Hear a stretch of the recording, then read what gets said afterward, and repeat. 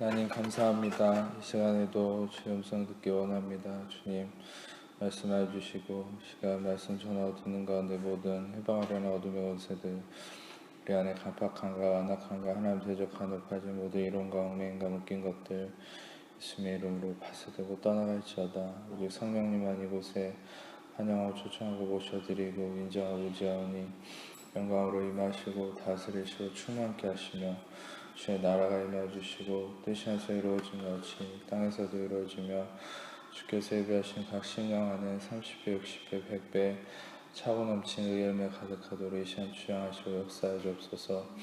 오직 빛과 구원 되신 예수님의 그 이름만을 찬양하며 높여드립니다.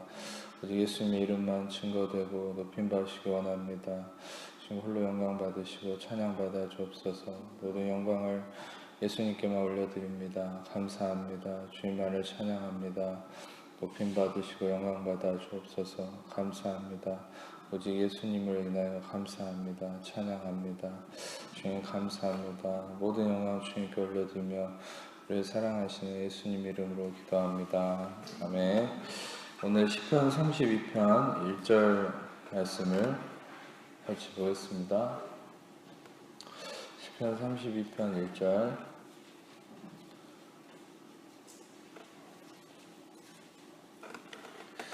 시편 32편 1절 말씀.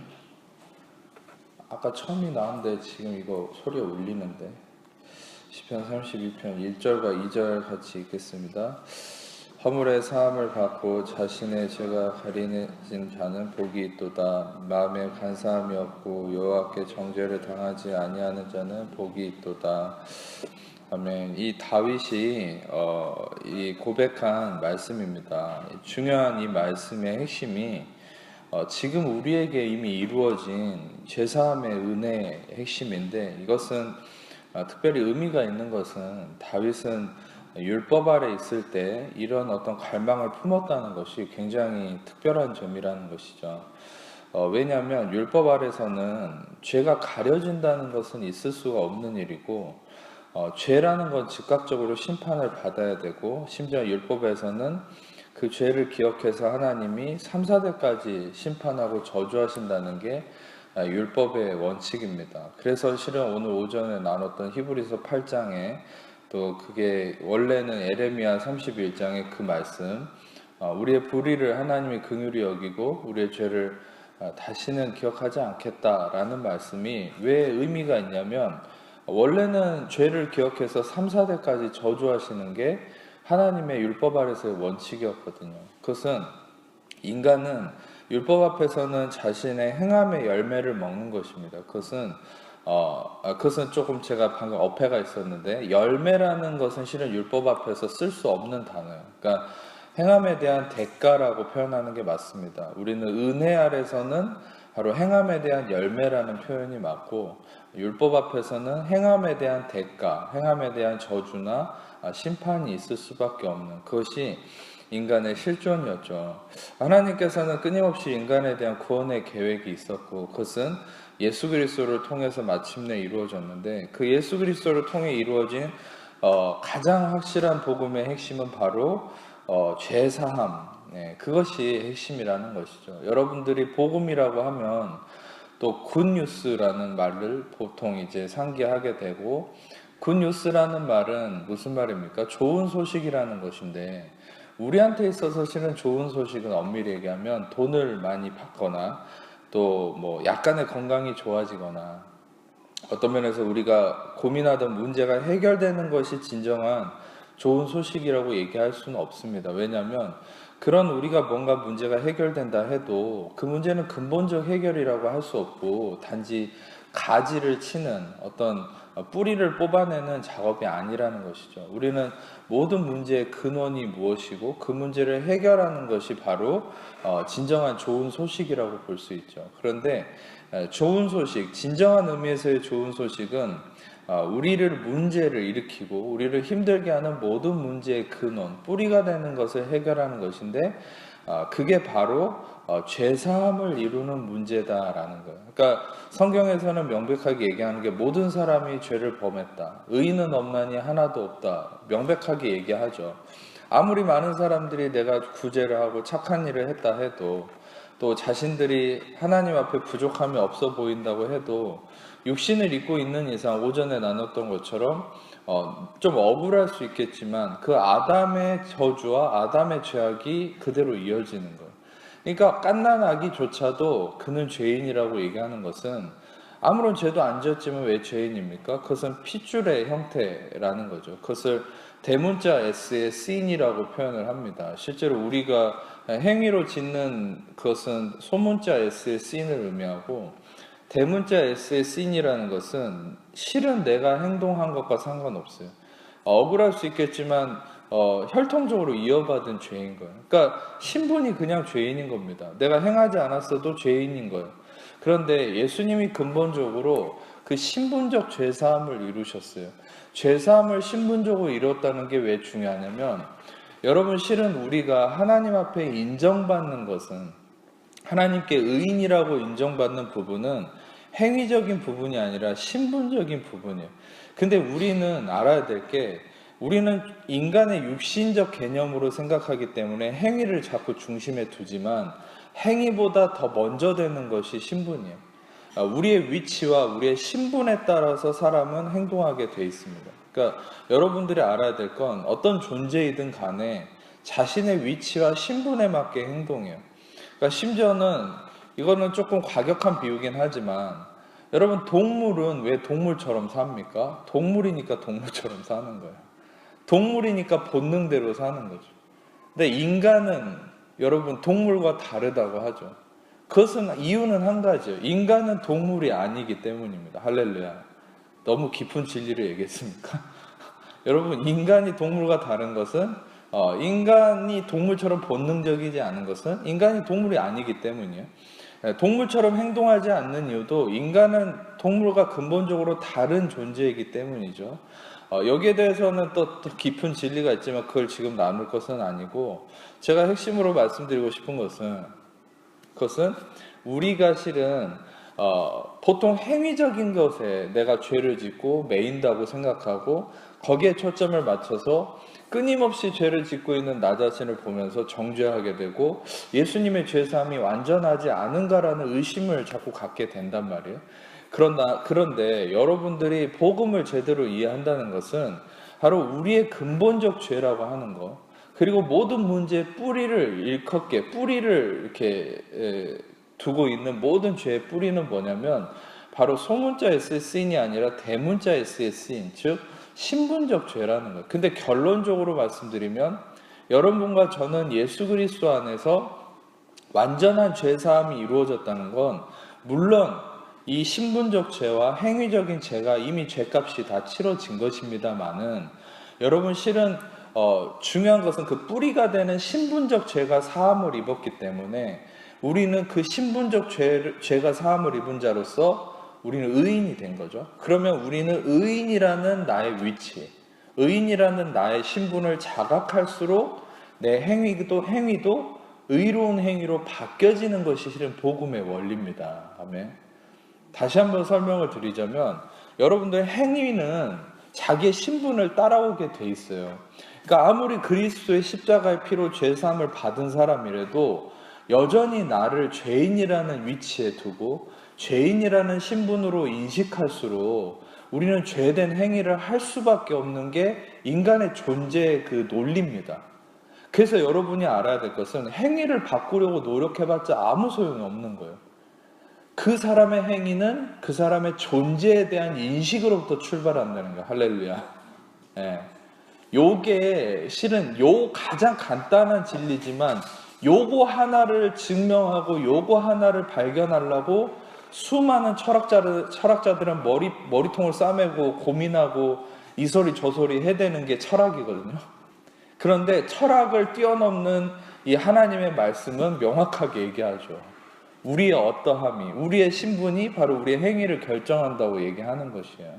그래서 여러분이 아셔야 될 것은, 우리는 복음의 진리를 깨닫는다는 것은 나의 행위를 해야 되냐 말아야 되냐 이런 의미를 결정하고 고민하는 것이 아니라, 어차피 행위는 나의 신분과 위치를 따라오기 때문에 내가 지금 현재 누구인지, 내가 그리스도 안에서 어떤 존재가 되었는지를 깨닫는 것이 바로 복음의 목적이라는 것이에요. 그래서 이 복음은 뭐라고 얘기합니까?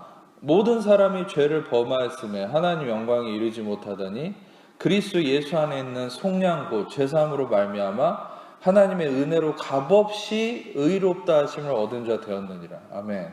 그래서 여기서 중요한 것은 값없이, freely given, 값없이 의롭다 하심을 얻은 자 되었다. 요게 이제 복음의 핵심이죠. 실제로 많은 다른 종교들은 의롭다 함에 대해서 어느 정도 얘기하는 종교들도 있습니다. 그런데 문제는 뭐냐면 다 대가를 요구해요.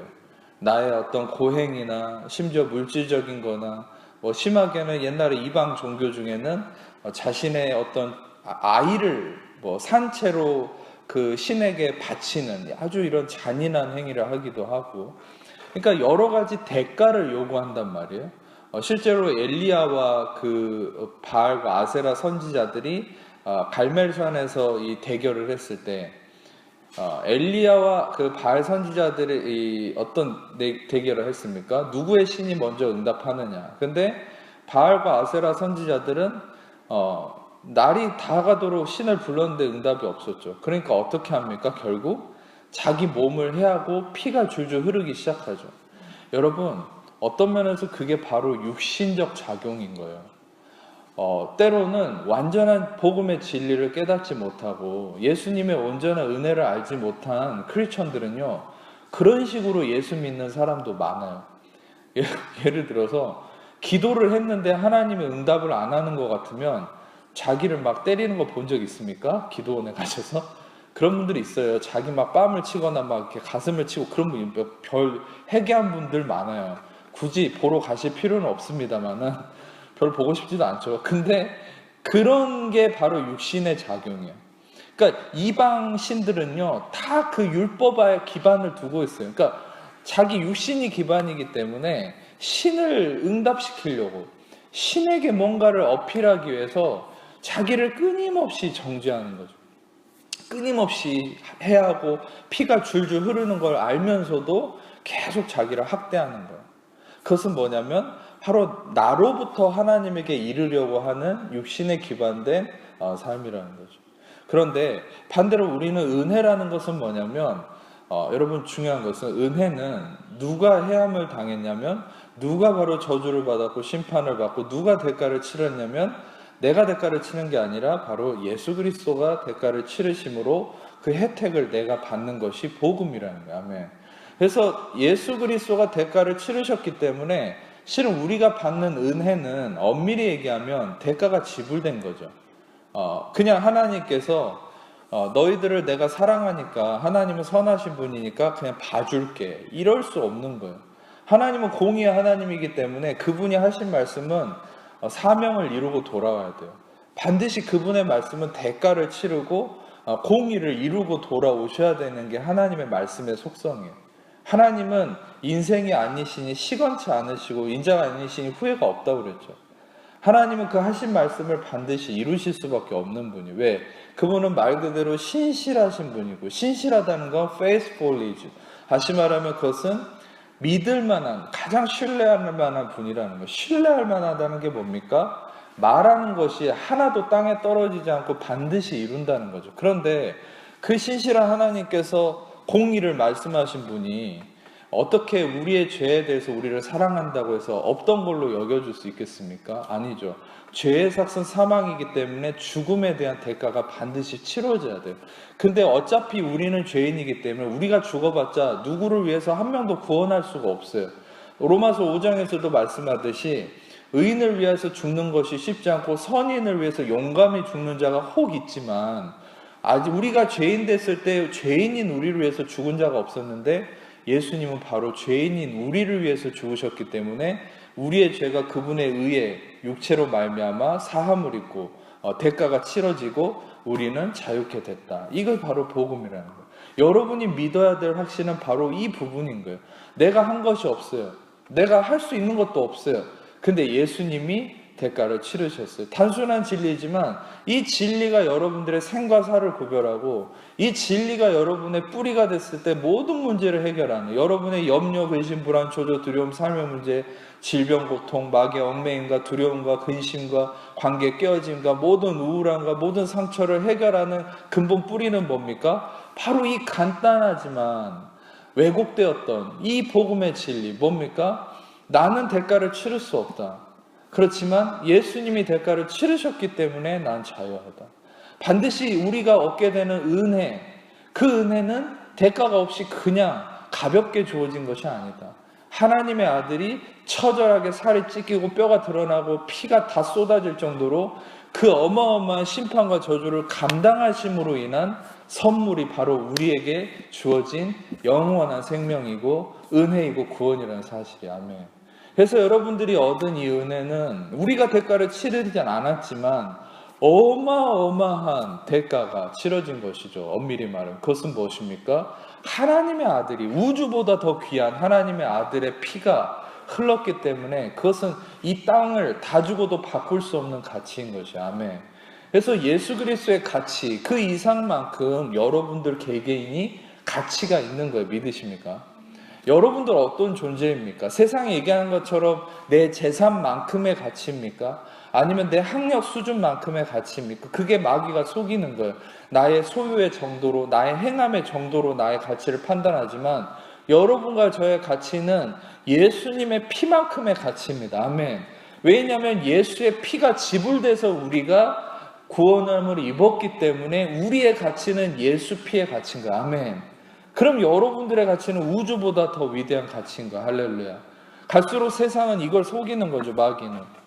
왜냐하면 육신에 치중하고 쾌락에 치중하고 사단의 그런 물질 문명의 이 안에서 살다 보니까 우리의 가치에 대한 이 어떤 인식이 희미해지는 거예요.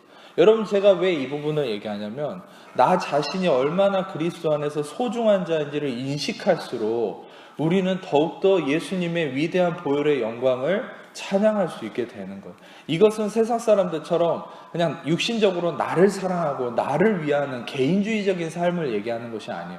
바로 나라는 존재가 얼마나 귀한 그 놀라운 예수의 피로 인해서 구원함을 입었는지를 깨닫는 자는 절대 나 자신을 함부로 학대할 수 없으며 나의 인생을 허비할 수 없다는 거예요. 아멘.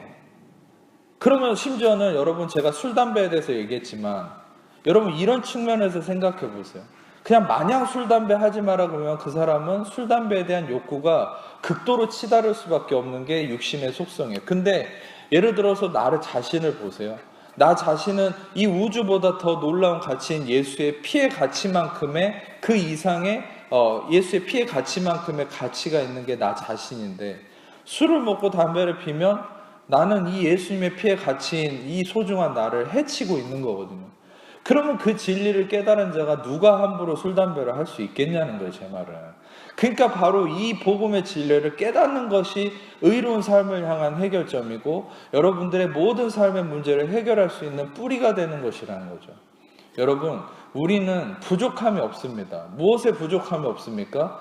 예수님의 복음의 진리를 생각하는 것은 아무리 많이 한다 해도 부족함이 아닌 것이에요.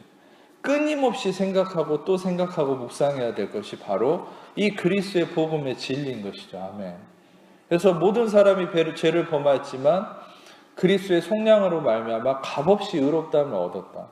여러분들에게 값없이 의롭다함이 얻어진 이 진리, 그것은 엄밀히 얘기하면 그리스도의 피의 가치를 통한 대가 지불이 이루어졌다는 것이죠. 오전에도 나눴지만 여러분, 하나님이 주목하시는 것은 어디입니까? 그것은 바로 그리스도의 피입니다. 왜 피에 주목하십니까? 그 피가 바로 생명을 나타낸다고 성경은 얘기하죠. 피에는 생명이 있다. 그래서 이 생명인 피가 바로 예수의 생명을 의미하고 하나님은 언제든 임재하실 때 그 그리스도의 피가 있는 곳에 임재하세요. 하나님은 세상 사람들에게 임재하지 않습니다. 왜? 그 안에는 성령이 없고 그리스도의 보혈이 없기 때문에. 그렇지만 여러분들은 아무리 허물이 있고 아직 육신적인 속성이 습관이 남아있고 문제가 있다 해도 여러분들은 그리스도의 피가 있기 때문에 성령이 임하시고 함께 하시고 동행하는 사람들입니다. 아멘. 그것이 중요해요. 여러분들, 우리 자신을 인식할 때 행위를 기준으로 판단하지 말고 바로 하나님이 세우신 기준으로 보셔야 돼요. 오전에도 나눴지만 우사나 베드로가 실수한 것은 무엇입니까? 자기를 기준으로 하나님 판단했죠. 근데 하나님은 늘 하나님 자신의 기준으로 움직이시고 하나님 자신의 기준 안에서 하나님의 기준은 무엇입니까? 바로 그리스도가 기준이에요. 그 그리스도의 기준으로 우리를 판단하시고 보시는 거예요. 그러니까 예를 들어서 나에 대한 인식도 그래요. 내가 나 스스로의 기준으로 나를 보게 되면 한없이 부족해요. 하나님 앞에서 나를 인식한다 해도 나를 정죄할 수밖에 없는 거예요. 왜? 하루에도 수십 번 넘어지는 게 나 자신이니까. 근데 여러분, 하나님이 여러분을 어떻게 보는지 아십니까? 그것은 우리가 오늘 말씀을 딱히 찾아보지는 않겠지만 요한일서 4장 17절을 보게 되면 주께서 그러하신 것 같이 우리도 이 세상에서 그러하니라 라는 말씀이 있어요. As he is, so are we in this world 라는 말씀이 있어요. 요한일서 4장 17절에. 그것은 뭐냐면 주께서 부활하신 영광으로 하나님 우편에 지금 앉아 계시는 그 영광스러운 모습 그 자체로서 우리도 똑같은 예수님의 정체성과 모습을 가지고 있는 게 우리 자신이라는 걸 믿으십니까? 여러분들이 아무리 죄와 허물에 지금 뒤덮여 있고 여전히 질병과 문제와 아픔이 있고 어려운 상황들이 있다 할지라도 여러분 우리의 정확한 정체성을 성경은 뭐라 얘기하냐면 너는 이미 너의 옛사람은 십자가에서 그리스도와 함께 죽었기 때문에 너는 이미 그리스도와 함께 부활한 자다. 그리고 그리스도와 함께 부활할 때 너는 새로운 피조물로서 바로 그리스도의 정체성으로 부활했다는 거예요. 여러분 우리는 예수님을 믿어지는 순간부터 바로 예수님의 사람이라고 하는 순간부터 우리라는 존재는 누구냐면 우리는 실은 이름 석자를 가진 누구 집안에 그게 바로 나의 본질이 아니에요. 여러분 제가 진리를 선포할 테니까 여러분 믿음으로 받으세요. 여러분들은 지금 죄짓고 있고 허물이 많고 질병에 걸려있고 문제 가운데 있는 게 여러분 자신이 아니에요. 여러분 자신은 누구냐면 완벽하게 영광스러운 모습으로 부활하신 그 예수 그리스도 그 본체, 그 존재 자체가 바로 여러분의 정체성입니다. 아멘. 여러분 바로 우리는 예수님의 영광스러운 그 모습이 바로 나의 정체성임을 인식할 때 그 영광의 빛이 내 영으로부터 내 육신 가운데 비쳐서 썩어 죽어질 육신이지만 하나님의 성령으로 말미암아 내 영 안에 이루어진 그 빛으로 말미암아 이 육신도 살리는 하나님의 역사를 경험할 수 있는 그게 로마서 8장에 얘기하는 바거든요. 하나님께서는 여러분의 육신을 방관하지 않습니다. 그러나 우리는 넘어지죠. 그러나 하나님은 그 육신을 의의 병기로 사용하십니다. 아멘. 그것은 뭐냐면 여러분 그 육신을 율법에 아직도 갇혀서 율법의 개념으로 판단하면 나의 육신은 의의 병기가 될 수 없죠. 그러나 여러분들이 이 복음의 진리 안에서 내가 누구인가? 진정으로 내 자신이 누구인가? 그리스도 안에서 나를 깨달아가면 깨달아갈수록 여러분들의 육신을 성령께서 다스리셔서 하나님의 은혜의 도구로 사용하기 시작한다는 거예요. 그러니까 여러분 이걸 알아야 돼요. 아까도 얘기했던 것처럼 내가 주체가 돼서 나의 육신을 활용하려고 하면 우리는 계속 실패할 수밖에 없어요. 계속 세상 사람들과 똑같은 실수를 반복하게 되는 겁니다. 그런데 하나님께서 이미 그리스도를 통해서 이루신 여러분의 참된 정체성의 본질이 뭐라 그랬죠? 바로 완벽하게 영광으로 부활하신 예수 그리스도가 바로 여러분의 정체성인 것이에요. 아멘. 그 예수 그리스도는 엄밀히 얘기하면 여러분이 추구하고 그분에게 달려갈 어떤 모델이 아니에요. 그분은 이미 여러분의 구원자로서 여러분 안에 계시고 여러분과 하나 되신 분이 예수님이십니다. 아멘. 하나 되신 예수님을 우리가 인식하는 것은 뭐냐면 우리가 그분과 떨어져서 그분을 향해 달려가는 인생이 아니라 그분이 이미 내 안에 오셔서 나와 하나가 되셨기 때문에 우리가 해야 될 일은 내가 바로 그분의 정체성을 가지고 있는 자다. 바로 하나님이 기뻐하시고 사랑받는 자고 하나님의 영광스러운 존재이며 하나님 나라의 왕자이며 하나님의 자녀이다라는 이 진리를 여러분이 확신할 때 여러분 삶에 승리가 있는 것이에요. 그게 바로 빛의 자녀로서의 삶이라는 것이죠. 성령님은 여러분들에게 예수 그리스도를 증언하신다고 그랬잖아요. 근데 성령님이 증언하시는 예수 그리스도의 그 진리의 측면이 뭔지 아세요? 그것은 바로 방금 얘기했던 것처럼 내가 옛사람이 이미 죽었고 그리스도와 함께 새 사람으로서 태어난 부활된 자다. 부활한 자로서의 삶을 살기를 원하는 거예요. 할렐루야. 여러분은 죽음을 향해 달려가는 사람들이 아니에요. 여러분들 이미 예수님이 믿어지는 구원의 믿음이 있으시다면 여러분들 이미 예수님과 함께 죽었고 예수님과 함께 부활한 자입니다. 아멘. 그래서 예수님의 부활이 중요한 거예요. 우리는 부활절 절기로 지킬 것이 아니라 우리는 매일 그런 확신이 있어야 돼요. 나는 예수님과 함께 영광 가운데 부활한 빛의 자녀이고 나는 바로 부활한 자로서 부활한 자는 무엇입니까? 이미 죽음을 거쳤기 때문에 죽음의 권세가 나를 해할 수 없는 것이에요.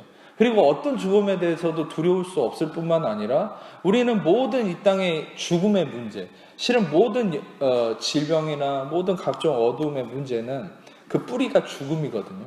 근데 이 모든 것들을 이겼다는 것이죠. 근본적으로 고린도전서 15장 56절의 말씀처럼 사망이 쏘는 것은 죄고 죄의 권능은 율법이라고 그랬죠.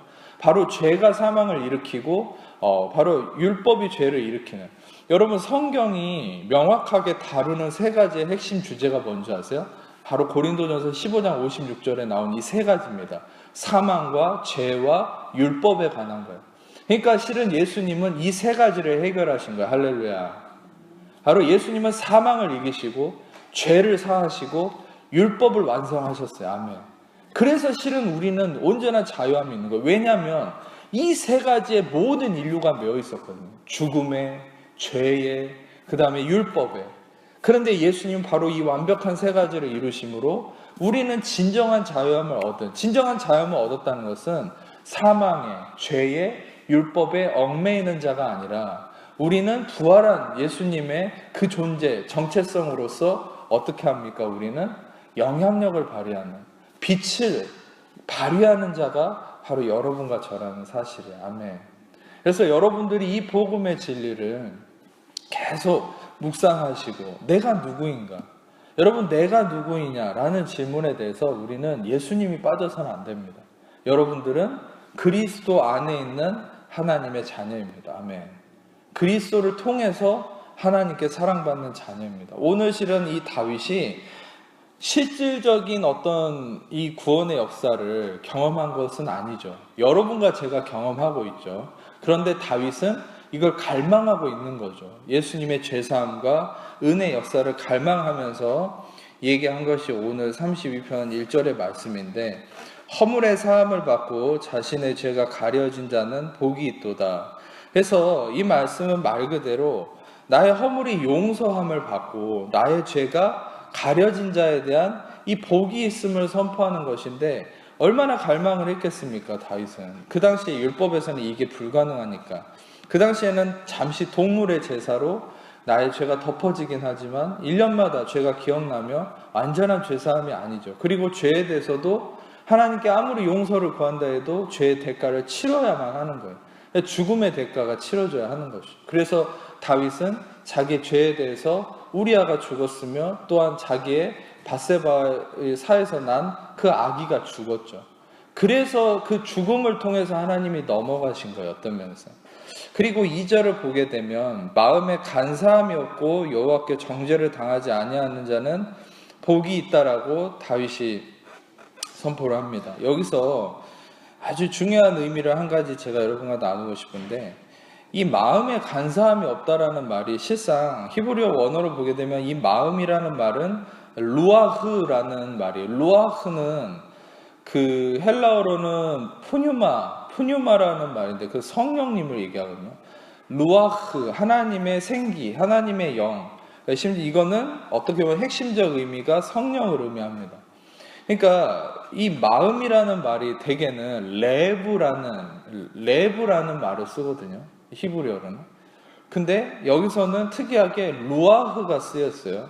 그리고 간사하다라는 말은 러미아라는 히브리어인데 이것은 속이다라는 말이에요. 반역하다, 속이다라는 말이에요.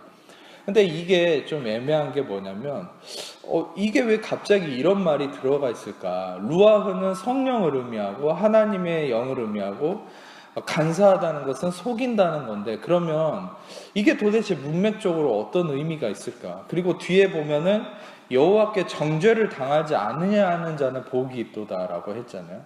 근데 여기에 대한 해답을 저는 실제로 로마서 8장 1절을 통해서 제가 해답을 얻었습니다. 로마서 8장 1절을 보면 그러므로 이제 그리스도 예수 안에 있는 자에게는 결코 정죄함이 없나니 이는 그리스도 예수 안에 있는 생명의 성령의 법이 죄와 사망의 법에서 너를 해방하였습니다. 아멘. 그런데 여러분 여기서 중요한 것은 정죄함이 없다고 8장 1절은 얘기하잖아요. 근데 이제 거기서 한 가지 중요하게 등장하는 두 가지 대립된 의미가 있죠. 생명의 성령의 법과 죄와 사망의 법. 로마서 7장 앞절, 그러니까 로마서 8장의 앞장인 로마서 7장에서는 계속 이 죄와 사망의 법이 뭔지를 다루고 있죠. 그게 율법과 계명이죠. 그래서 명백한 것은 죄와 사망의 법은 율법과 계명이고 생명의 성령의 법은 은혜이신 예수 그리스도의 죄사함에 그 성령님의 역사하심. 그것이 생명의 성령의 법이라는 거예요. 그런데 이 2절에 마음에 간사함이 없다는 게 무슨 말일까? 이것은 좀 해석을 해드리면 어떤 의미냐면 바로 성령님을 속이는 것이 없다는 거예요. 자, 여러분 잘 들으세요. 근데 성령님을 속이는 게 무슨 말일까? 예를 들어서 여러분 우리가 그 은혜를 경험하는 것은 어떤 의미입니까? 나의 있는 모습 허물 그대로를 인정하는 거죠. 우리가 예수 그리스도의 그 값없는 구원과 은혜를 용서를 경험하기 위해서는 나의 있는 그대로의 처절한 무너진 실존을 인정하고 나아갈 때 값없는 구원이 이루어지는 거예요. 아멘. 그게 바로 죄인들의 실상이었죠. 바리새인들은 자기를 포장했죠. 근데 죄인들은 세리와 창녀들은 자신들의 더러운 실존을 예수님 앞에 인정하고 나왔잖아요. 그래서 예수님이 그들을 구원하셨습니다. 자, 우리가 성령을 속인다는 게 뭐냐면 그 예수 그리스도이신 성령 앞에 나의 있는 모습 허물 그대로를 인정하고 나아가는 것이 진실함이라는 건데, 근데 율법 아래 있어 버리면 어떻게 됩니까? 바리새인과 서기관들처럼 자신의 경건성, 자신의 종교심, 자신의 행위로 성령님 앞에서 자신을 포장하고 속인다는 거예요. 그러니까 결국 성령님을 속인다는 것은 무엇 아래 있는 이 사실이라는 겁니까? 그것은 그 사람이 율법 아래, 율법에 매여 있는 상태가 바로 성령을 속이는 문제라는 것이 이해가 되십니까? 어떤 면에서는 여러분 율법 자체에 매여 있는 것은 성령을 속이는 아주 반역된 행위라는 것이죠. 그래서 예수님은 그 바리새인과 서기관들의 죄를 책망할 수밖에 없었던 거예요. 여러분 중요한 것은 우리는 하나님 앞에 진실해야 된다라고 말을 하는 분들이 많습니다. 또 여러분 스스로도 하나님 앞에 진실한 삶을 살기를 갈망하지 않습니까? 그런데 우리가 하나님 앞에 진실한 삶이라는 것은 결국 무엇을 의미합니까? 바로 성령을 속이지 않는 삶이죠. 성령 앞에 정직한 것이죠. 그것은 무엇입니까? 율법이 아닌 은혜 아래 사는 삶이 바로 진실한 삶이라는 거예요. 아멘. 은혜 아래 거하는 삶. 은혜 아래 거하는 삶이라는 것은 바로 우리가 있는 그대로의 우리의 허물과 실존을 인정하고 그리스도의 온전한 그 구원하심을 기대하는 것. 그래서 여러분 이제 이 말씀 2절에 의미하는 이것은 바로 그런 의미로 다윗이 얘기를 하고 있다라는 것이죠. 그래서 예수 그리스도를 통하여서 간사함이 없고 이것은 무엇입니까? 속임이 없다. 진실한 삶을 살게 된다. 그래서 하나님께서 여러분들을 이 모든 은혜를 통하여서 여러분들의 삶에 끊임없이 그리스도를 통한 은혜의 새 역사를, 새 창조를 이루기를 원하세요. 우리는 육신을 입고 있기 때문에 끊임없는 하나님의 새 창조가 필요합니다. 그것은 어떤 의미냐면 여러분 우리가 영으로는 새롭게 거듭이 났지만 우리 육신은 아직도 날마다 무너지고 실패하는 어려움이 있잖아요. 그런데 여러분들 제가 저번에 수요일날도 말씀드렸듯이 하나님은 구원으로부터 창조를 이루어 갔어요. 근데 그 구원으로부터 이루어가는 창조의 역사 가운데 하나님은 그 창조를 그분이 행하시고 그분이 이루시거든요. 우리는 끊임없이 내가 자꾸 창조를 이루려 하죠. 그게 뭡니까? 내가 나의 성화를 이루려, 내가 진실해지고 내가 새로워지고 내가 죄를 안 짓고 이런 삶을 살으려고 하지. 그게 바로 내가 창조하려는 삶이에요. 실은 어떤 면에서는. 여러분 근데 엄밀히 얘기해 보세요. 엄밀히 생각해 보면은 내가 창조를 한다는 것도 말이 안 되죠. 해 아래 새 것이 없다 그랬는데. 여러분 창조는 오직 하나님의 영역입니다. 믿으십니까? 창조는 오직 하나님만 하실 수 있어요. 근데 여러분 우리의 마음에 진실함이나 거룩함이나 기쁨이나 어떤 행복이나 이런 것들을 내가 이룰 수 없어요. 실은 그리스도가 하나님의 능력 안에서 그리스도의 복음을 통해 우리가 하나님이 내 안에서 이루어 가시는 창조의 영역이 바로 성화의 삶이라는 걸 아셔야 돼요. 여러분 그래서 제가 여러분들에게 매번 강조하고 말씀드리는 것은 우리가 하나님 앞에 안식하고 멈춰 있어야 된다는 거예요. 내가 육신으로 끊임없이 달려가면 달려갈수록 우리는 실패할 수밖에 없죠. 나의 창조는 나의 어떤 손으로 인한 나의 행함은 모든 것을 망쳐버리기 때문이에요. 인간의 실존입니다. 그것이 바로 그리스도는 우리를 통해서 이 세상의 모든 것들을 새롭게 하고자 하는 하나님 뜻이는. 그러니까 여러분 이 세상의 로마서 이 말씀을 보면 이 세상의 피조물조차도 갈망하는 게 뭐라고 얘기하는 거예요? 로마서에서 보면 하나님의 아들들이 나타나기를 갈망하고 있다고 그러죠. 그 말은 무슨 말이냐면 이 세상의 모든 피조물들이요 하나님의 아들들, 즉 그리스도를 통해 죄사함 받은 의로워진 하나님의 자녀들이 일어나면 일어날수록 이 세상의 모든 것들이 회복되어지기 시작한다는 거죠. 바로 그리스도의 의에 붙들린 삶, 그리스도의 은혜에 붙들린 하나님의 자녀들이 일어나면 일어날수록 그 자신뿐만 아니라 그들을 통해서 새 창조의 역사가 나타나기 때문에 이 땅은 하나님의 아들들이 나타남으로 인한 회복이 하나님의 뜻이라는 것이죠. 하나님 그래서 지금도 하나님의 아들들, 하나님의 자녀들을 일으키는 것이 하나님의 목적이에요. 그리고 또한 그를 통해서 교회를 세우고자 하시는 것이 하나님의 목적이라는 것이죠. 자, 우리가 말씀을 이 말씀과 더불어서 로마서 4장을 한번 더 보겠습니다. 로마서 4장 7절과 8절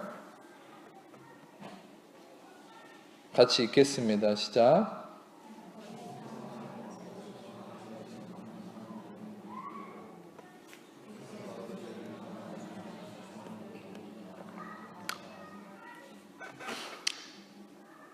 이 말씀에 이 방금 시편 32편 1절과 너무나 매칭이 되지 않습니까? 이 말씀이 완전히 똑같죠. 근데 이제 불법이 사함을 받고 제가 가려짐을 받는 사람들은 복이 있다. 이 말씀이 또 8절도 실은 그 아까 32편의 2절과 되게 이어지는 말씀이에요. 어떤 면에서는. 근데 여기서 핵심이 되는 부분들은 실은 이제 핵심이라고까지는 그렇고 불법이 사함을 받는다는 의미가 뭐냐면 이 불법이라는 것은 아까는 시편에서는 허물이 사함을 받는다고 그랬는데 여기서는 불법이 사함을 받는다라고 써져 있죠. 아노미아라고 해서. 근데 이것은 왜 차이가 있을까 생각을 해보면 이제 특별히 이 로마서는 율법과 은혜의 개념을 바울이 계속 증명하고 거기에 대해서 변증을 해야 되기 때문에 여기서는 불법이라는 말을 쓴 거죠. 딱히 허물이라는 말보다는 이 불법을 행한 상태에 대해서 하나님의 용서하신 것, 바로 율법 아래 거하게 된 인간의 실존에 대한 하나님의 해결을 얘기하시기 위해서 여기서 이제 불법을 쓰신 거고, 그리고 특별히 여기서 이제 8절의 중요한 부분이 뭐냐면 주께서 그 죄를 인정하지 아니하실 사람은 복이 있다라고 얘기하는 부분이 굉장히 큰 핵심입니다. 주께서 죄를 인정하지 않는다라는 것이 여러분 여기에 대한 해석이 너무 중요해요. 그러니까 많은 분들은 이 부분을 오해해버리면은 또 어떤 면에서는 굉장히 잘못된 생각이 자리 잡을 수 있는 여지가 있죠. 그건 뭐냐면 내가 죄를 지어도 하나님이 나의 죄를 인정하지 않는다. 나의 죄를 죄로 여기지 않기 때문에 나는 죄를 지어도 되나? 실은 그런 어떤 잘못된 오류가 아니라 여기서 중요한 이 포인트는 인정하지 않는다라는 말인데, 인정하다는 말은 헬라어로 아주 중요한 단어입니다. 이것은 로기조마이라는 단어예요. 로기조마이. 이 로기조마이라는 이 단어가 실은 영어로는 레커닝이라는 말인데, 이것은 무엇을 여기다는 거예요. 그렇게 여겨준다는 거예요. 그래서 로기조마이 했다는 것은 주께서 그 죄를 로기조마이 하지 않았다. 그것은 아니하신다라는 말도 여기서 우매라고 해서 이중 부정을 쓰고 있어요. 그러니까 절대 인정하지 않는다는 거예요. 근데 여기서 인정하지 않는다는 것은 어떤 의미냐면 여기지 않는다는 거죠. 우리의 걸로. 그리고 심지어 이 말씀에 여기에서 여긴다는 말의 가장 핵심이 되는 단어는 뭐냐면 전가시킨다, 임퓨테이션이란 말이 아주 중요한 의미를 갖고 있어요. 그러니까 여기서 핵심이 되는 해석은 어떻게 해야 되냐면 주께서 그 죄를 전가시키지 아니하시는 사람은 복이 있다. 여러분, 이 말씀이 직접적으로 이 연관이 되는 아주 중요한 구절이 뭐냐면 고린도후서 5장 21절 말씀이죠. 하나님이 죄를 알지도 못하시니 우리를 대신해서 죄를 삼으신 것은 우리로 하여금 그 안에서 하나님의 의가 되게 하려 하십니다. 아멘. 여러분, 우리는 그리스도가 죄가 되심으로 우리가 의가 되었다. 이것은 어떤 의미입니까? 하나님께서 완전한 의이신 그 육신과 모든 것에 죄도 없으며 죄를 행하지도 않았고 죄를 알지도 못하신 이에게 하나님이 그 의로운 육체에다가 우리의 모든 죄를 전가, 임퓨테이션, 전가시키신 것이죠. 그리고 반대로 우리는 어떤 사람입니까? 의로움을 알지도 못하고 의를 행하지도 않았고 우리 안에 의도 없습니다. 근데 그런 우리에게 하나님은 그리스도의 의로움을 우리에게 전가시켰다는 거죠. 임퓨테이션 했다는 거죠. 그러니까 여러분, 이거는 이중 전가라는 거예요. 십자가는 바로 divine exchange, 이중 전가가 이루어진 것이죠. double imputation. 그러니까 이 십자가는 어떤 의미입니까? 십자가에서는 교환이 이루어진 거예요. 나의 죄가 예수님에게 옮겨지고 예수님의 의로움이 나에게 온 것이죠. 여러분, 바로 그 예수 그리스도가 있었기 때문에 우리는 모든 것에 사함을 이룰 수 있고 그것은 바로 우리의 의로움이 그리스도를 통해서 왔다라는 것입니다. 고로 우리는 어떠한 의로움도 우리가 이루어낼 수 없다는 것이죠. 왜입니까? 우리가 의롭다라고 인정받는 것은 오직 십자가에서 받은 그리스도의 의로움이기 때문이에요. 아멘. 그래서 여러분과 저의 의롭다라는 개념은 우리가 경건생활을 잘하고 뭔가를 잘해서 의로운 것이 아니에요. 바로 십자가에서 나 대신에 죄가 되시고 나의 죄를 가져가시고 그분의 의로움을 주신 바로 예수님의 의로움이, 십자가에서 나에게 주신 예수님의 의로움이 나의 의인됨의 핵심이라는 거예요. 아멘. 여러분들의 의의 중심은 무엇이죠? 바로 예수님의 의로움이에요. 그러면 여러분, 우리가 의인이라고 하는 핵심은 나의 행위의 기준에 있지 않아요. 아멘. 여러분의 행위가 기준이 아니에요. 그리스도의 의로움이 기준이에요. 여러분, 우리는 그리스도 안에서 의인이라고 얘기하잖아요. 그것은 여러분이 거룩하기 때문에 의인이라는 게 아니에요. 여러분이 거룩하게 살았기 때문에, 죄를 덜 지었기 때문이 아니라 예수님이 십자가에서 한 번도 의를 행해보지도 않았고 의에 대해서 알지도 못한 우리에게 예수님이 의로움을 주셨기 때문에 우리가 의로워졌다는 거죠. 그 말은 뭐냐면, 다 잘 들어보세요. 그 말은 우리가 아무리 우리의 행실이 잘못됐다 해도 이 선물로 주신 의로움이 사라질 수 없다는 거예요. 이 원리를 여러분이 잘 생각해 보세요. 그러니까 여러분, 우리는 이 진리가 명확하지 않기 때문에 우리의 행위에 따라서 맨날 의로워졌다가 죄인 됐다가 왔다 갔다 한다는 거예요. 여러분, 우리의 의로움은 선물로 인한 의로움이고 그리스도가 주신 의로움이기 때문에 우리는 우리의 행위로 우리의 의로움이 사라질 수 없습니다. 아멘. 그것은 다시 말하면 여러분이 애초에 반대로 생각해 보세요. 우리가 죄인 된 것도 우리가 죄를 지어서 죄인 된 게 아니에요. 이걸 잘 생각해 보셔야 돼요. 여러분이 태어날 때 죄인이라고 그러는데 그게 여러분 죄 지어서 그런 게 아니에요. 아담의 죄 때문이잖아요. 신분적 죄 때문이잖아요. 근데 우리가 의인이 된 것도 우리가 의를 행해서 된 게 아니에요. 예수님의 의로운 십자가의 행위 때문에, 대가지불 때문에, 십자가의 온전한 로기조마이 된 나에게 의로 여기심을 나에게 전가하신 로기조마이 하신 것 때문에 내가 의로워졌다는 사실이에요. 아멘. 여러분, 이 진리를 여러분이 붙드셔야 돼요. 그래야 여러분들의 행위에 속지 않아요. 실상 우리는 내 행위에 속는 거예요. 맨날 우리의 삶은. 그 행위에 속아서 우리는 성령을 속이고 있는 어떤 부분이 있을지 몰라요. 우리는 행위에 속지 말아야 돼요. 그 행위에 속지 않으려면 빛 대신 그리스도의 진리 안에 서 있어야 됩니다. 아멘. 빛 대신 그리스도의 진리는 뭐라 얘기합니까? 너의 의로움은 너에게서 난 것이 아니라 바로 그리스도에게서 났다라고 얘기하는 것이죠. 실상 오늘 말씀에 이 가장 중요한 핵심은 바로 이 부분입니다. 여러분들에게 하나님이 의를 전가하시고 의로움을 주신 핵심은 바로 우리에게 달려있지 않고 그리스도에게 있어요. 그 그리스도는 영원히 어제와 오늘 또 내일 또 영원하십니다. 그분의 죄사함은 영원합니다. 그분의 십자가는 영원합니다. 근데 그것이 어제 다르고 오늘 다르고 내일 다를 거라는 것은 그건 복음이 아니죠. 여러분들이 복음에 자리 잡을수록 우리는 마음이 흔들리지 않고 견고한 반석 위에 있는 것과 같은 것이에요.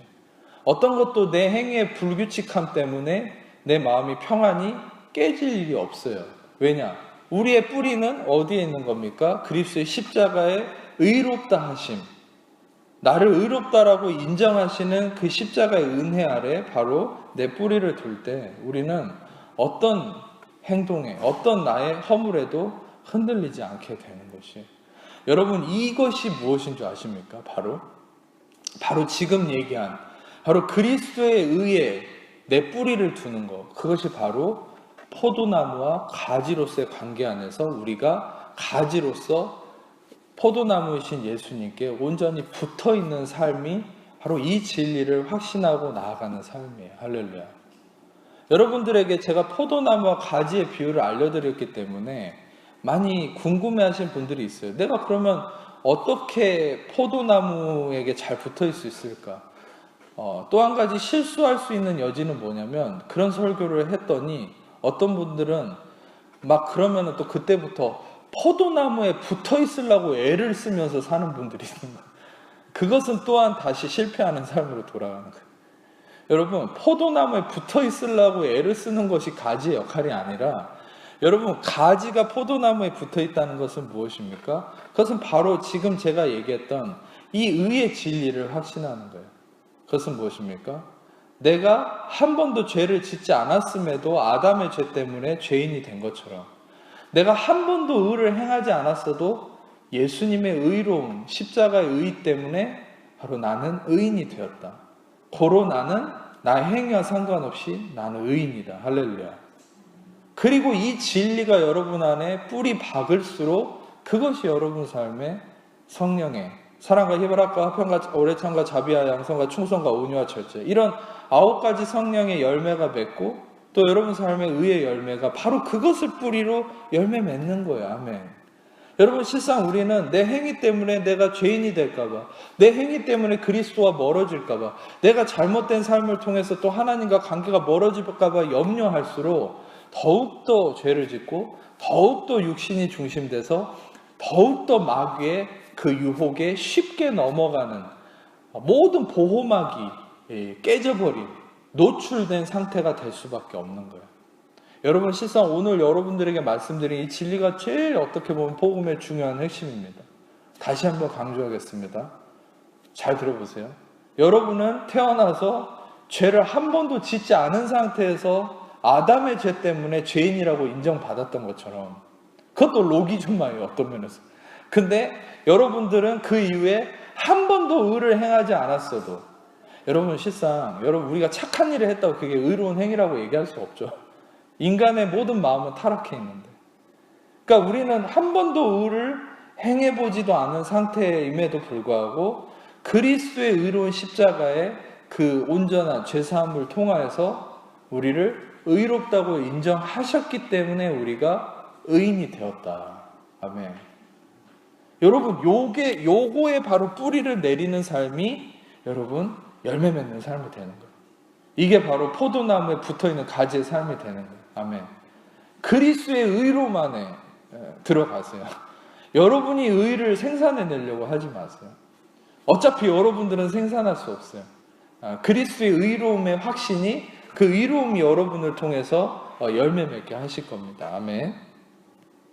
자, 우리가 말씀을 한 가지 더 보겠습니다. 갈라디아서 5장 4절 말씀.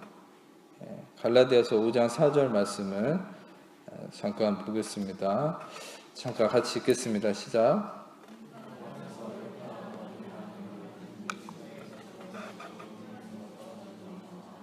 율법 안에서 의롭다함을 얻으려 하는 행위가 뭘까요? 그것은 아까 제가 방금 말씀드렸던 것과 반대로 여전히 의로움을 그리스도의 의로운 십자가에 뿌리를 두지 않고 나의 행위로 인정받기 위해서, 나의 행위로 의를 이루기 위한 노력하는 삶을 의미하죠. 애쓰는 삶을 의미하죠. 그런데 여기에서 너희는 그리스도에게서 끊어지고 은혜에서 떨어졌다. 이것은 구원이 취소됐다는 게 아니라 그리스도에게서 끊어졌다는 말은 카타르기오라는 말이에요. 카타르기오는 존재는 있지만 아주 무력화됐다는 거예요. 그러니까 그리스도와 관계가 유지는 돼요. 구원이 취소되진 않아요. 그런데 율법의 행위로 의롭다함을 얻으려 하면 그리스도의 그 은혜의 영향력이 내 삶에 들어오지 않는다는 거예요. 은혜의 열매가 맺질 않아요. 은혜의 역사하심, 안식이 사라지고 평안이 없고 마음에 늘 힘들 뿐이라는 거죠. 바로 그리스도의 능력이 상실된 삶을 살게 된다는 거예요. 그리고 은혜에서 떨어졌다라는 것은, 이것은 에크핍토라는 말입니다. 이것은 밖으로 떨어져 나간다. 밖으로 나가 떨어진다라는 얘기거든요. 이것은 또한 무슨 의미를 아주 깊이 있게 내포하고 있냐면, 여러분, 내 행위로 율법으로 의롭다함을 얻기 위해서 내 행위에 중점을 두는 삶은, 여러분, 오늘 오전에 성막 제가 언약궤의 그 그림을 보여드리지 않았습니까? 우리는 하나님께서 지금 현재 우리의 위치는 어디 있을까요? 바로 속죄소 위에 그 피에 바로 우리가 서 있는 것이에요. 그런데 우리가 율법의 행위로 의롭다함을 얻으려 하면 어떻게 된다고요? 그 속죄소를 뚜껑을 열고 그 아래로 들어가는 거예요. 그러면 어떻게 됩니까? 예수의 피로 의롭다함을 얻었던 존재가 행위를 통해 의롭다함을 얻으려 하는 순간 그 세 가지를 언약궤 안에 숨겨놨다 그랬죠. 하나님에 대한 거역함, 죄악, 불의함. 우리는 그 순간 불의함으로 떨어지는 거예요. 그 아래로 내려가는 거죠. 언약궤 속으로. 그래서 우리의 불의함이 폭로가 된다는 거예요. 이해가 되십니까? 여러분, 중요한 것은 우리는 하나님의 은혜 아래 머물러 있는 거예요. 그냥 보혈의 피 안에 머물러 있는 거예요. 그냥 감사함과 찬양으로 그분의 은혜를 찬양하고 기뻐하는 삶을 살면 어느 순간에 열매가 생기는 거예요. 아멘. 여러분이 뭔가를 이루기 위해서 달려가지 않으시기를 축복합니다. 여러분이 뭔가를 성취하기 위해서 노력하지 않기를 축복합니다. 여러분들은 이미 성취하신 그리스도 안에서 출발하는 사람들이에요. 이미 성취하신 그리스도의 그 능력 안에서 나아가는 삶이 여러분과 저의 삶이라는 거예요. 실상 여러분, 많은 사람들이 또 한 가지 의미로서 이 율법 안에서 의롭다함을 얻으려 한다는 것은 마치 이런 거예요. 그러니까 참고적으로 사무엘상 6장 19절 스크린으로 보세요. 사무엘상 6장 19절을 잠깐 읽겠습니다. 베세메스 사람들이 여호와의 궤를 들여다본 까닭에 같이 읽으세요. 그들을 치사 5만 70명을 죽이신지라 여호와께서 백성을 쳐서 크게 살육하셨으므로 백성이 슬피 울었다. 이게 뭐냐면 언약궤를 뺏겼는데 이스라엘이 베세메스에 있는 사람들이 궁금해가지고 언약궤 뚜껑을 제끼고 딱 그 안을 쳐다봤어요. 근데 그날 몇 명이 죽었다고요? 5만 70명이 죽었어요. 여러분, 5만 명 죽었다는 게 상상이 되십니까? 여러분, 그만큼 무시무시한 게 율법이에요. 근데 제가 너무 안타까운 건 많은 설교자들이, 이제까지도 그랬지만 많은 설교자들이 어떤 행위를 하고 있는 줄 아세요? 그 언약궤의 속죄소를 치워버리고, 그 속죄소이신 예수 그리스도를 치워버리고 그 안에 율법을 끄집어내서 성도들한테 보여주는 거예요. 그러니까 어떻게 해요? 성도들은 다 죽어버려요. 그러면 여러분, 우리는 예수 그리스도를 들어야만 살 수 있습니다. 아멘. 그래서 성경은 명확하게 얘기하잖아요. 그 언약궤 안에 있는 돌판, 이 거역함에 대한 거 끄집어내면 다 죽어요. 성도들도 다 죽어요. 근데 계속 십계명을 끄집어내고 있단 말이에요. 지키라고, 이거 해야 된다고, 성도님들. 근데 여러분, 우리는 하나님이 왜 언약궤 뚜껑을 덮어놨는지를 아셔야 돼요. 그리고 왜 그룹, 공의의 천사들이 그 바닥에 피만 보고서 있습니까? 그리고 왜 하나님은 그 언약궤 속으로 안 들어가시고 왜 언약궤 뚜껑에 임재하십니까? 하나님은 우리에게 허용하신 것이 거기까지예요. 뚜껑에 머물러 있으라는 거예요. 너의 행위로 더 이상 오버페이스 하지 말라는 거예요. 그냥 하나님의 은혜 아래 머물러 있으면 하나님이 이루시겠다는 거예요. 아멘. 아멘. 여러분들 안에 진정한 이 말씀을 통한 깨달음이 있기를 축복합니다. 그것은 여러분들이 더 이상 행위 아무것도 하지 말라는 게 아니에요. 제가 아까도 어떤 신우 형제에게 제가 아까 차로 가면서 설명을 해준 게 있는데, 은혜 복음이라는 것은, 자, 이것만 나누고 마치겠습니다. 많은 사람들이 실상 은혜 복음을 많이 오해합니다. 저는 엄밀히 얘기하면 이 Gospel of Grace, The Word of Grace는 명백하게 성경에서 근간을 두는 말씀은 사도행전 20장의 그 말씀이죠. 나의 달려갈 길과 주 예수께 받은 사명, 그 은혜의 복음을 증거하면 나의 생명을 조금 더 귀한 것으로 여기지 않겠다. The Gospel of Grace, 이 바울이 자기 사명을 선포했던 그 은혜 복음이고, 그것은 또한 사도행전 20장에 동일하게 언급하듯이 은혜의 말씀, 내가 지금 여러분을 주함이 그 은혜의 말씀에 부탁하는 이 말씀이 여러분을 능히 든든히 세우사 거룩하게 하심을 입은 모든 자 가운데 기업이 있게 하시리라. 여러분, 이 은혜의 말씀과 은혜의 복음을 바울은 평생의 사명으로 전했던 사람이고, 이 은혜의 복음이 무엇입니까? 갈라디아서 1장에 얘기한 것처럼 내가 사람에게 배운 것도 아니고 받은 것도 아니라 그리스도께서 나에게 직접 계시하신 바로 그 복음이다. 근데 이 복음을 뭐와 차별을 뒀죠? 다른 복음을 전하는 자들은 저주를 받을 거라고 했죠. 갈라디아서 1장에.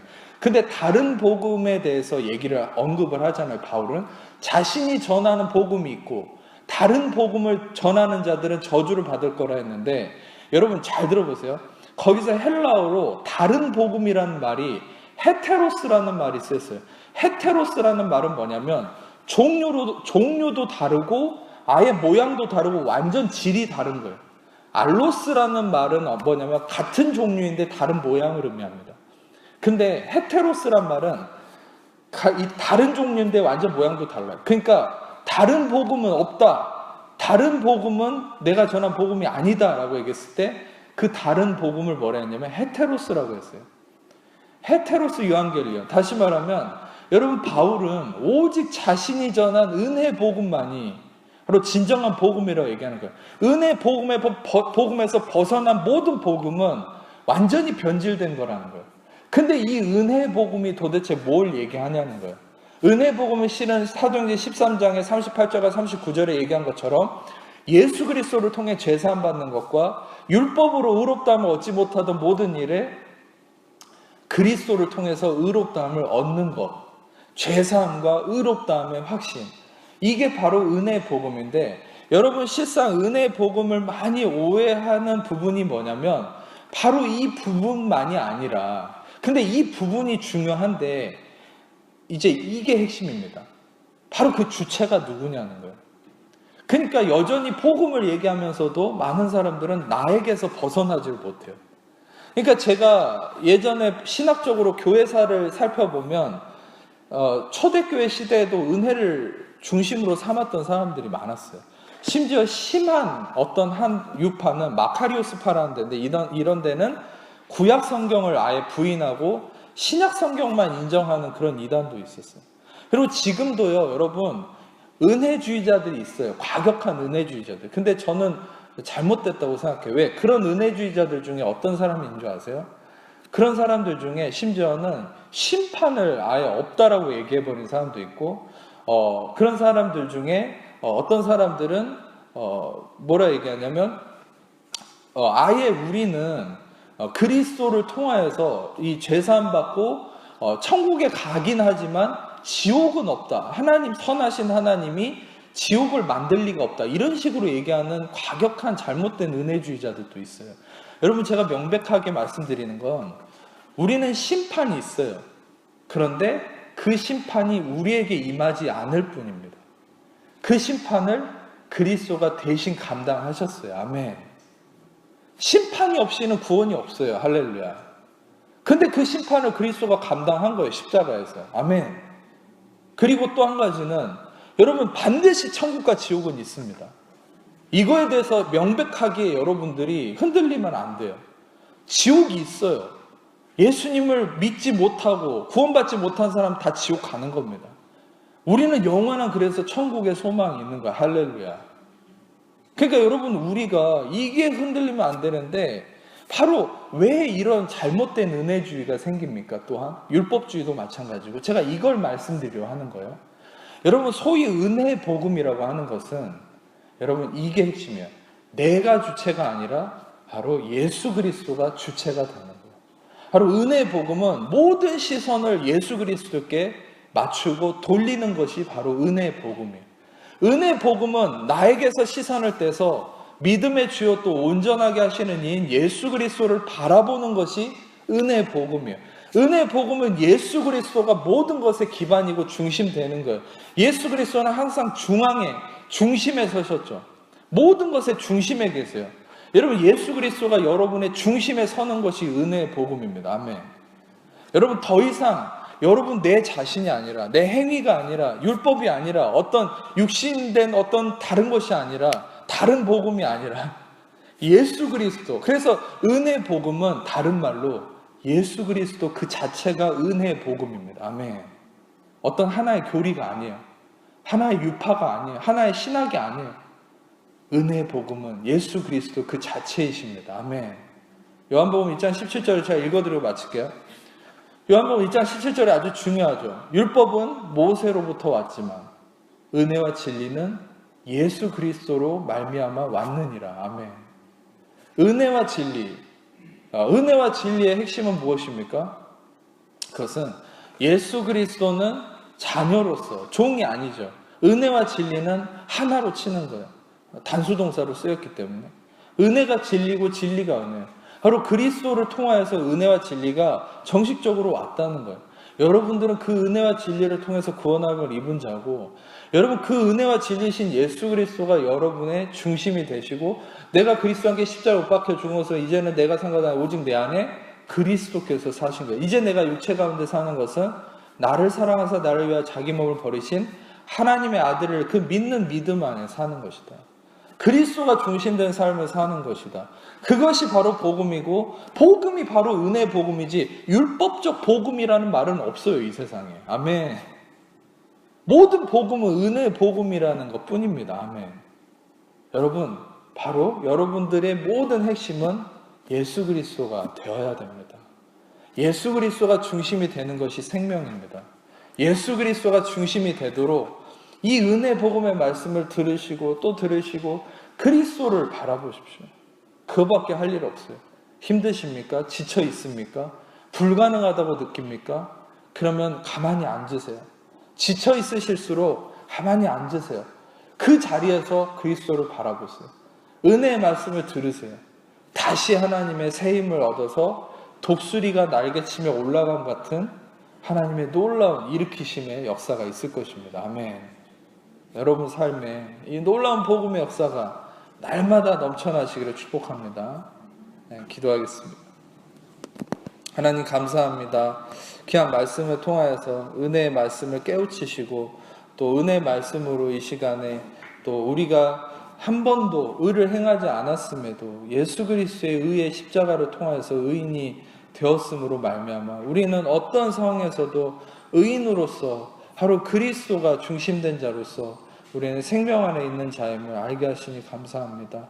우리를 의롭게 하시기 위해서 모든 죄를 받아들이고 우리를 영원한 의에 이르게 하신 예수님만을 찬양합니다.